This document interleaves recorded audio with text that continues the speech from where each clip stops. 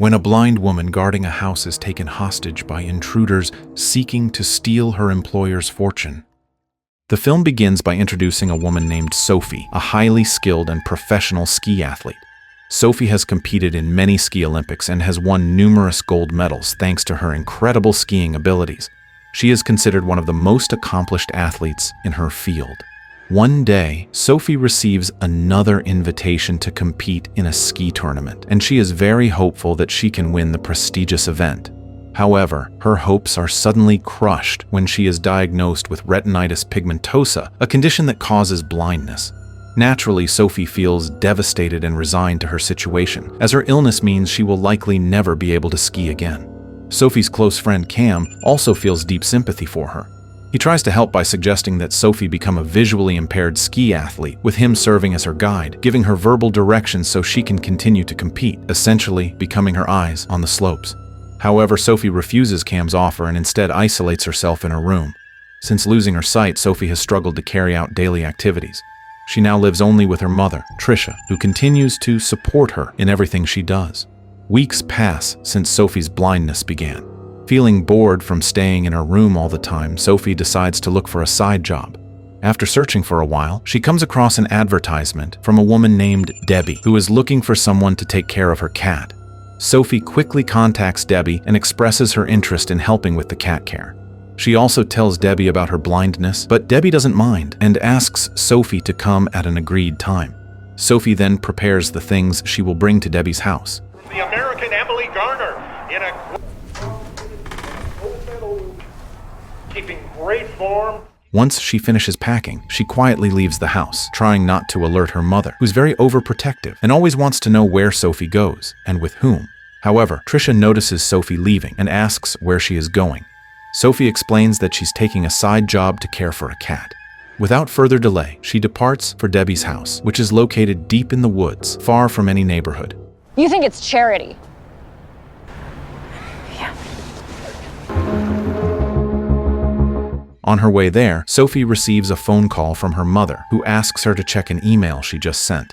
The email contains information about an application called See For Me, designed to assist visually impaired individuals like Sophie. The app allows blind users to connect with a helper through a video call, enabling that person to guide them in real time. Sophie eventually arrives at Debbie's house, and Debbie warmly welcomes her.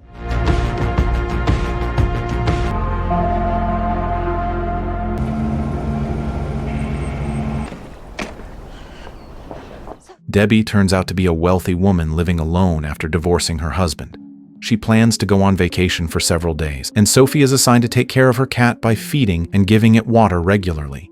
Because Debbie is afraid of missing her flight and doesn't have much time left, she doesn't manage to explain every room in the house. She only tells Sophie the security system code so she can lock the house, and explains that if anyone tries to break in, the alarm will blare loudly.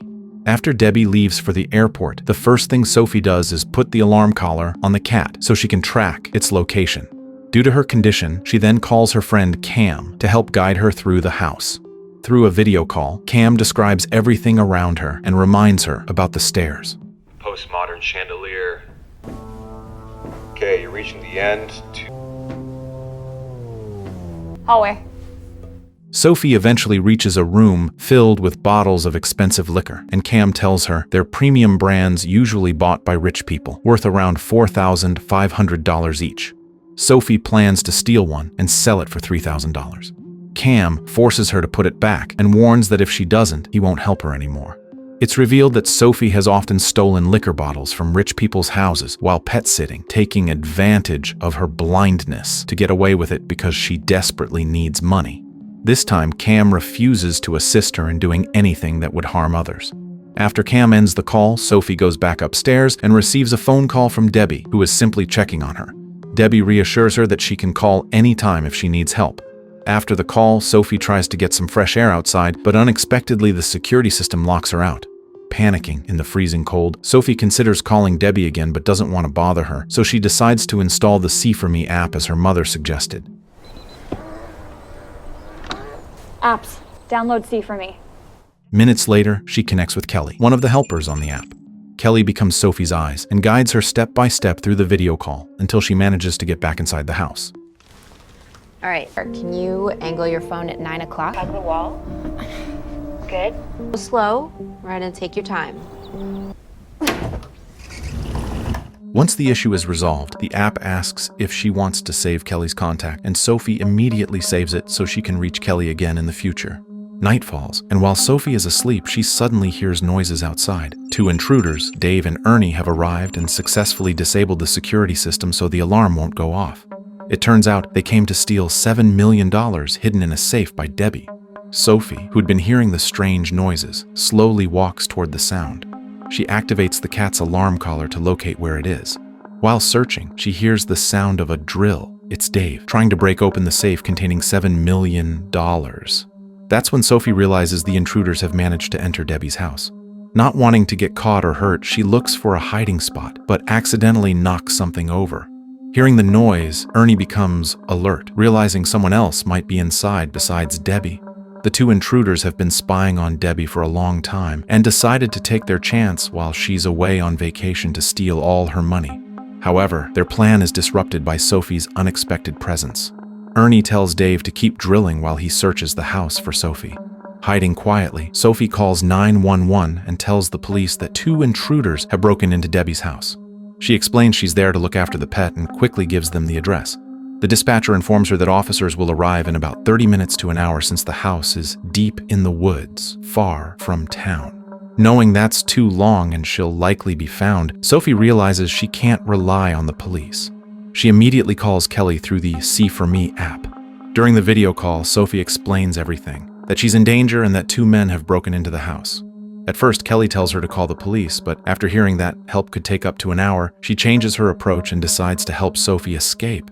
Following Kelly's instructions, Sophie moves slowly while pointing her phone's camera around the room so Kelly can locate the intruders. Kelly spots Dave drilling the safe, but the other one, Ernie, is moving through the house, searching for Sophie. Kelly then advises Sophie to hide in the basement, but Sophie refuses, choosing instead to find an escape route. Carefully guided by Kelly, she makes her way toward the door. Just as Sophie is about to run outside, she's shocked to encounter another intruder waiting there. It's Tom. That means there are three intruders: Dave, Ernie, and Tom. Tom quickly disables the See For Me app, cutting off Sophie's video call with Kelly. Realizing Sophie is now in serious danger, Kelly immediately contacts the police again and reports that Sophie, a blind woman, is being held hostage by a group of intruders, providing them with her description and location. Tango, tango. No. One call for a home invasion. Blind, female. After Sophie is captured, Ernie takes her phone and sees the 911 call she made, meaning the police will probably arrive within minutes. Ernie then calls their boss, Rico, to ask what they should do next. Rico tells his men to leave the place temporarily until it's completely safe.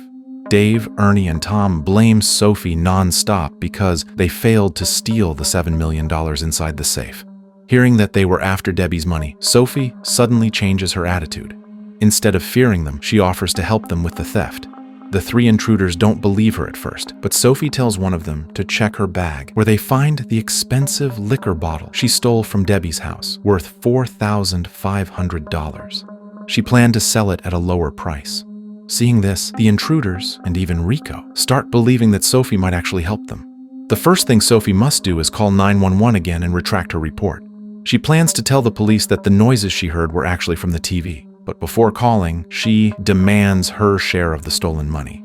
Rico finally agrees to give her 5% of whatever they get. After sealing the deal, Sophie calls 911 and tells them not to come because she made a mistake. However, even though Sophie retracts the report, the police decide to come anyway just to make sure she's safe. Hearing this, Sophie and the others have no choice but to leave the house. Sophie promises she'll handle everything and gently turn the police away while the others hide. Shortly after, a sheriff named Brooks arrives to check on Sophie. She doesn't open the door at first and tells her through the door that it was all a misunderstanding. She thought she heard intruders, but it was just the television. Sheriff Brooks doesn't believe her easily and insists she open the door so she can inspect the house. Sophie reluctantly lets her in to avoid raising suspicion. You said you heard voices?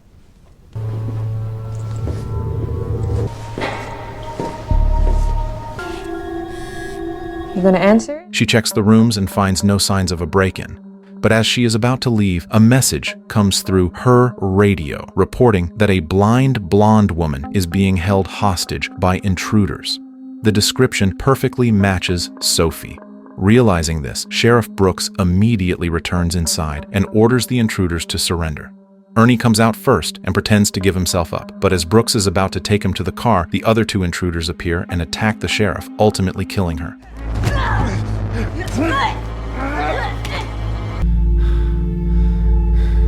Witnessing how easily they kill a police officer terrifies Sophie. She quickly grabs the sheriff's pistol, which fell during the struggle, and runs away. She also contacts Kelly again through the See4Me app. With Kelly's guidance, Sophie manages to reach the garden area. But I can't see the ground. Kelly warns her that Ernie is standing directly in front of her, trying to take the pistol from her hands. Seeing the knife in Ernie's hand, Kelly panics, fearing he will kill Sophie. Not wanting Sophie to die, Kelly instructs her to aim at Ernie, who is right in front of her. Sophie follows her directions and ends up killing him. Watch stairs, I know. Now, only Tom and Dave remain. Guided by Kelly, Sophie slowly searches for Tom. Eventually, she encounters him and shoots him once, but the first shot isn't enough to bring him down. After firing several more times, Tom is finally killed.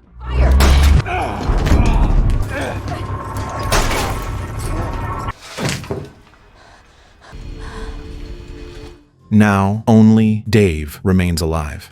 Kelly then instructs Sophie to head to the living room, where she sees Dave on the video call, having finally managed to open the safe filled with $7 million.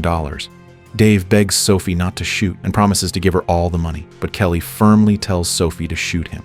At that very moment, Sophie's phone battery dies, cutting off the video call. Without Kelly's guidance, Sophie finds it much harder to pinpoint Dave's location, but thanks to her remarkable instincts, she manages to track him by sound and shoot him, killing him. I'm gonna go. Yeah. Stop! Not long after, their boss, Rico, arrives at the house, furious that Sophie has killed his 3 men. He intends to kill her in return. To even the odds, Sophie immediately cuts the power in the house so neither of them can see. She plans to locate Rico the same way she located the others, by sound. However, Rico is extremely careful and moves without making noise, making it nearly impossible for Sophie to detect him. Sophie then gets an idea. She calls Rico using one of the men's phones. A few seconds later, she hears Rico's ringtone in the darkness. Taking advantage of that moment, she fires in his direction and hits him, but Rico isn't dead yet. He grabs Sophie and begins choking her, leaving her helpless. Fortunately, Sophie still has the expensive liquor bottle she stole earlier, and she uses it to strike Rico repeatedly until he collapses. After surviving everything that happened, Sophie realizes that stealing is wrong and that she should never have taken things that didn't belong to her. She decides to return to her life as a professional ski athlete, despite her blindness. To overcome her limitation, she asks Kelly to become her eyes, to guide her through video calls and direct her wherever she needs to go, while Sophie follows her instructions. With Kelly's help, Sophie is able to ski again at a professional level. Sophie resumes her training with her best friend Cam, who happily supports her. Cam is proud to see that Sophie no longer steals and has truly become a better person, and with that, the story ends.